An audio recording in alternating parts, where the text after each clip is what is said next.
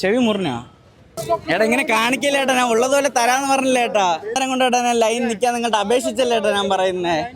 നിങ്ങൾ വിശന്ന് നിൽക്കണോണ്ട് തന്നെ അവർക്ക് വേണ്ടി കൊണ്ടുവന്നു. അപ്പൊ എത്ര പേര് ക്യൂ നിന്ന്, അപ്പൊ അവർക്കൊന്നും കിട്ടണ്ടേ?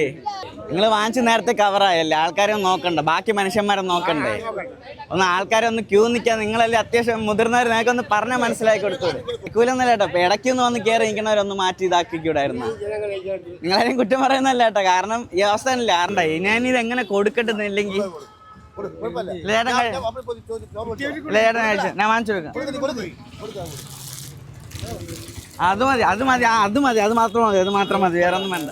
ഞാൻ വാങ്ങിച്ചു വെയിറ്റ് ചെയ്ത്, ഞാൻ ഉള്ളവരെ വാങ്ങിച്ചില്ല. ഇതേപോലെ മനസാക്ഷിയുള്ളവരെ ഇങ്ങനെ കാണിച്ച് നിന്ന് കഴിഞ്ഞാൽ പിന്നെ ആർക്കും ഇങ്ങനെയാണ് അടിവിടേണ്ട ഒരു ആവശ്യമില്ല, മനസ്സിലായില്ലേ?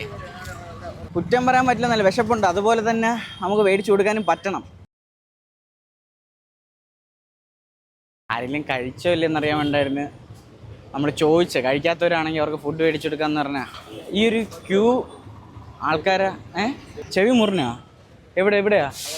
അകത്താ? മുറിഞ്ഞോ?